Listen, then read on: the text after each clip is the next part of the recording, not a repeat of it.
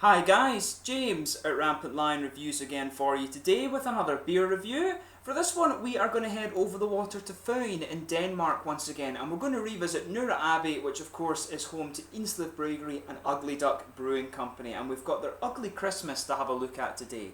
So on the website they describe this as being an imperial brown ale. It comes in at 7.5%, but Rate Beer says it's just a regular brown ale actually, but it is a bit more heavy in alcohol content than the Foxy Brown, which is the other one they do. That's quite a nice beer as well actually, but this one is rated overall at 92 and 80 within the style on Rate Beer, so it should be pretty good. And these guys do some pretty nice dark beers actually, although I would say Ugly Duck Brewing Company particularly shine in some of the IPAs. The Hot Devil and things like that is really nice, and the Indslev wheat beers are very good as well. But thank you once again to Mike and Anders for sending these beers across for me to try. I hope you guys enjoy the review. But anyway, as is usual with my beer reviews then, I'll tell you a little bit about the brewery. If you do want to get straight to the tasting, just fast forward. All the usual links are in the video description below. That's the brewery websites for both Ugly Duck and Indslev, my other reviews that I've done from Ugly Duck and Indslev as well. More no doubt will be added in the near future. There's all the usual social media, and if you do want to see more beer reviews, do subscribe to the channel. As always, to those of you in Denmark, please do get in touch and let me know some of the other Danish beers and breweries you guys would like to see me review. I love reviewing Danish beer, so please do get in touch and let me see some more Danish beers and breweries that I should be looking at. But anyway, tell you a little bit about Ugly Duck Brewing Company. So as I've told you many a time, Ugly Duck Brewing is one of the beer brands brewed at Indslev Bryggeri, who are based in Nørre Aaby near Middelfart on the island of Fyn in Denmark. Of course, you've got Åland in the west, Zealand in the east, and Fyn is right in the middle. But the Indslev Bryggeri has roots that go back to 1897. And they were founded as a modern brewery once again in 2006, and since 2012 they've also been brewing these beers, the Ugly Duck Brewing Company ones. The brewery is owned by Anders Rasmussen, whose great-grandfather Frederick built the original brewery back in 1897, and both of them actually grew up on the family farm next to the brewery. There's a number of breweries here in Scandinavia that are farmhouse breweries. Gård, of course, is the farm, is the word for farm, I think both in Danish and in Swedish, and it's probably something similar in Norwegian as well. And Aaby is a brewery quite well known here in Sweden that is a farmhouse brewery. But Indslev were actually the first modern brewery in Denmark who specialised in wheat beers, and today I think they are still the only one who do this. So the desire to really brew the more American style beers and jump on the kind of craft beer wave, if you like, was what led them to found the Ugly Duck Brewing Company as a kind of separate arm to the Indslev Bryggeri. But the two brewers at the brewery are Stefan Peter Stadler, who is from Munich. He graduated from the Hofbräu School. He's worked in Germany and in Denmark, and there's also Torben Steenhold,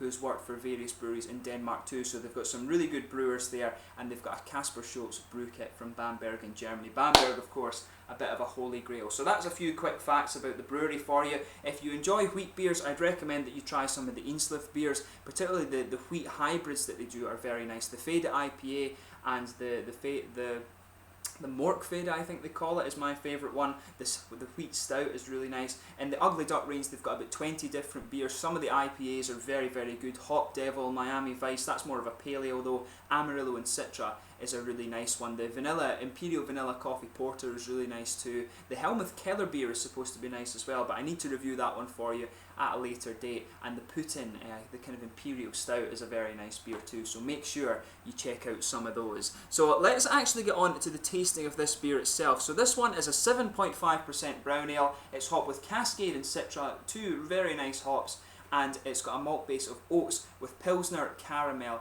and Munich malts in this one. So on the back here it says there is nothing ugly about Christmas. Well, maybe if we look at how busy we all are in a time traditionally that is for having good times and nurturing relations with family and friends, that would be considered ugly. Try to stay calm and think less about the materialistic things. Stop obsessing over presents and spend your time and energy on drinks and foods of Christmas. This beer, for example, this here is an Imperial Brown Ale. It's smooth and well balanced. Its big round maltiness makes it perfect beer to pair with the rich foods of Christmas. Brewed and bottled at Indslev Bryggeri AS, product of Denmark.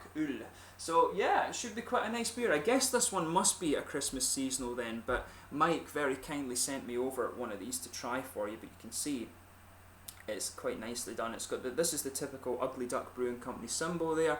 You can see plain bottle cap as you always get from these guys. I really think they should do a black bottle cap with a kind of gold or beigey Ugly Duck symbol on it. That would be a really nice kind of compliment to their beers, but I guess that'll come in the future. But yeah, let's get this guy open and we'll get on with the tasting then.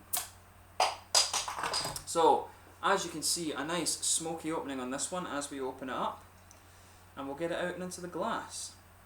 Now, if you've watched my channel before, you will know that I love brown ales. You know, the first one I really tried was Brooklyn Brown. That's a really nice beer. And I've had some really good brown ales from Denmark actually. The Kama Citra, which was from Beer Here, that was a really good one. And there's a couple of other ones I've heard that I need to try too. So I need to have a look when I go over to Copenhagen next time and see if I can get some of those.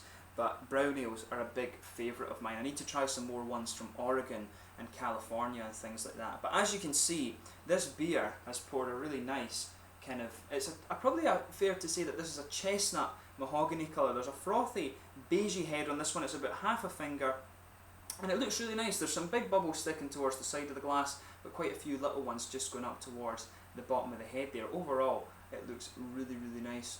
You can see just one or two tiny little bits of sediment there, but overall it looks great. It said on the back, best before the 31st of December 2017, so I would guess that this has somewhere on a shelf life of around 2 years, because they sent me this one recently, but I guess it was brewed just in time for Christmas 2015. So let's have a look at the aroma on this one then. So with sugaring it up, it actually smells a little bit chocolatey. There's a good kind of bready, almost spicy character in there. You can smell some woody and nutty aromas too. It'd be the oaty character that's giving it that kind of spicy element, but you can definitely pick that up in there. Woody and nutty character as well. You can smell a little bit of caramel, but really it's got this kind of oaty, grainy, bready character in it, I would say. But it smells really nice. You can detect a little bit of a slightly earthy hop as well, maybe a little bit of grassiness and maybe slightly floral too. But overall, there's a little bit of juicy ester coming out of the hops too, a little bit of red fruity ester, you know, sort of candied red fruits. It always reminds me of the Haribo Star Mix sweets actually. But yeah, you can always pick up a little bit of that with these red fruit esters, but it smells really nice. Definitely a woody kind of nutty character underneath this one, some bready malt base. I want to say a bit of chocolate as well. You can definitely pick up on that a little bit. Maybe a bit of biscuity and kind of toasted caramel as well. It's quite a typical brown ale aroma, to be honest, but it definitely leans more towards the kind of English style brown ale type thing on the aroma, I would say. The American ones are always a bit more hoppy, whereas the English ones are a bit more malty, and of course English hops are far more earthy and grassy, and there's only a tiny little bit of fruit on this one, but the almost chocolatey character in the malt comes out really nicely, especially when you consider there is actually no chocolate malt in this. So yeah, let's have a look at this one and see how we get on. So this is the Ugly Christmas from Ugly Duck Brewing Company in Nørre Aaby on Fyn in Denmark. Skål.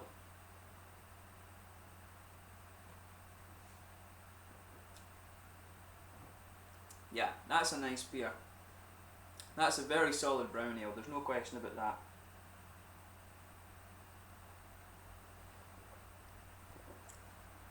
Yeah, for me, first impression of this one, definitely a dessert beer. From what the taste actually goes like, it does remind me a little bit in terms of the feel of the beer. It reminds me a little bit of the Imperial Vanilla Coffee Porter. It just has that kind of same, there's just a little bit of a same feeling in the actual feel of the malt base in this one, but this is really nice. This is one of the good, this is a really quite nice dark beer actually. Definitely a dessert beer though, it does have that slightly heavier character to it.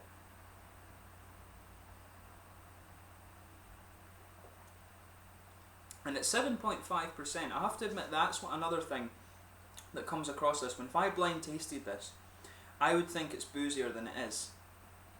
And it just, I don't know what it is, it just kind of comes across as being, it comes across as quite heavy and quite dark, and in that case usually you think, I would guess on a blind test that this is maybe somewhere around 9%.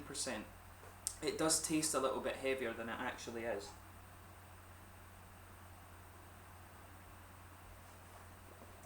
But it's a nice beer, there's no question about that. So as I always say, particularly with dark beers, sugar it around your palate a little bit and let the whole mouth adjust. But let's dissect the flavour of this a little bit more.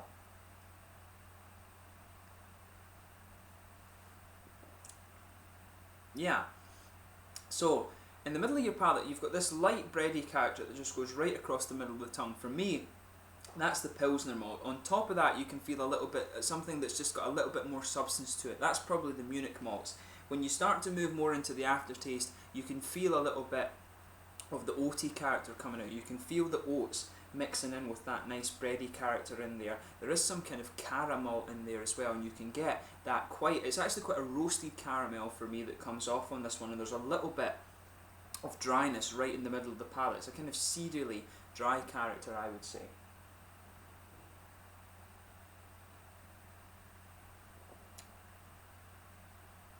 But yeah, that's nice.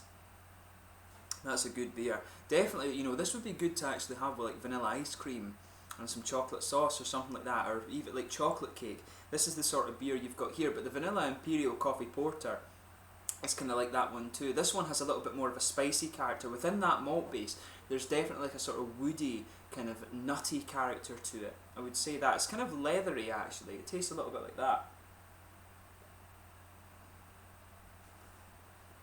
But it's definitely got that kind of woody, spicy character to it in there, which is quite interesting.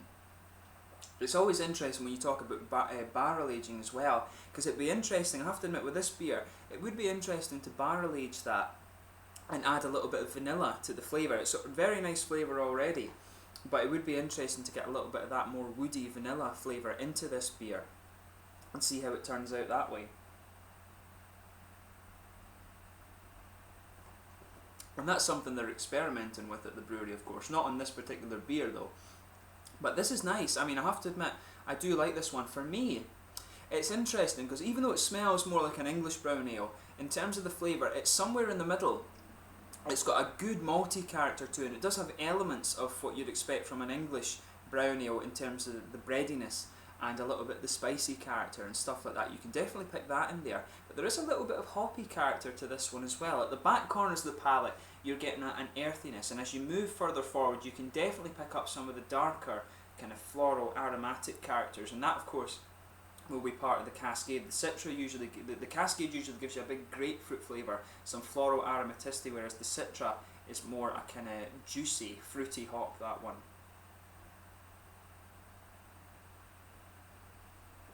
And with this one you can get some of that fruit at the front of the palate. So as you come further forward on the sides of the palate, it's floral and aromatic. Around the front curve, it's a little bit more grassy, and just behind the front curve of the tongue, of course, you get a nice juicy fruity character. There's some candied red fruit ester in there, but you can pick up on a little bit of the grapefruit that is the trademark of the Cascade.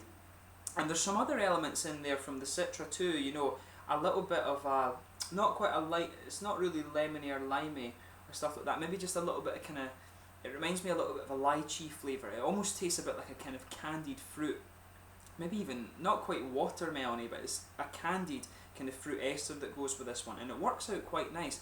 As you move into the aftertaste, the things that are lingering there, it's a bit of the earthy hop, and the earthiness does have a little bit of spicy character to it, and it's the kind of woody, nutty flavours and some of the breadiness that are sitting there too. But I mean, overall, this is a pretty solid beer. This is one of the this is what probably, I've always talked about the beers. Ugly Duck beers are always pretty good, but for me, this one is one of the ones on the sort of top tier of those. I mean, Hop Devil, the Imperial Vanilla Coffee Porter, you know, the Amarillo and Citra is nice.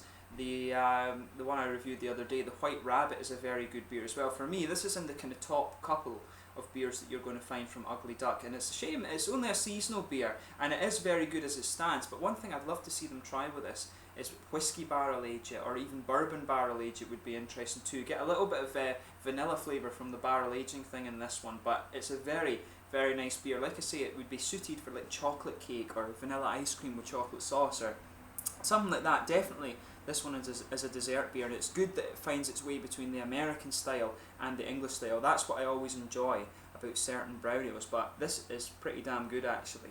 In terms of the mouthfeel, this one, I'd say this is mid-bodied. It's got a little bit of oily character to it. The carbonation overall is quite smooth. There's a good bit of there's a little bit of malty sweetness, but overall it's actually quite toasty and has a little bit of dryness to the malt base. The malt base has that little dry character to it, but overall it's really nice. There's some hoppy dryness to the beer too, but it smooths out as you progress into the aftertaste, and there's a little bit of fruity, juicy character. For me though, the fruit is a little bit subdued in favour of the malts and a bit of the hoppy character too, but overall the balance of the flavour is very good, and I certainly wouldn't hesitate to drink this beer again. This is a pretty nice beer, and as I say, one of the better ones, one of the kind of top tier ones, I would say, from Ugly Duck Brewing Company. So yeah, make sure you check it out, and like I say, I hope they try barrel aging this one. If they get a whiskey barrel and try an experimental batch with it, that would be quite interesting. So hopefully they do that at some point in the future, and I can review that for you as well. But this is a pretty damn nice beer actually. So yeah, until the next time, I hope you've enjoyed this beer review. Please let me know your own thoughts on this one in the comment section below. Until the next time, please like, subscribe, share, all the usual YouTube stuff. Let me know your favourite beers from Ugly Duck Brewing Company, and of course the Indslev range as well. I really enjoy the wheat beers, so make sure you check out some of those, and the IPAs and stuff, and the White Rabbit for me is a very good beer too. That was the last one I filmed before this. Make sure you check out some of the Ugly Duck beers anyway. Pick a style that you like, and I'm pretty sure you will enjoy it. There's some nice sessionable beers, and I'd always describe these beers as being a little bit like the kind of old school American style craft beers. They like to use the old school hops, so make sure you check them out if that's your sort of thing. But until the next time, please like, subscribe, share, all the usual YouTube stuff. I will catch you soon. Make sure you go and check out Indslev Bryggeri and Ugly Duck Brewing Company in Denmark. They're starting to export now, so you will see them more and more places. Until the next time, Slange just now, the Ugly Christmas from Ugly Duck Brewing Company in Denmark. Skål.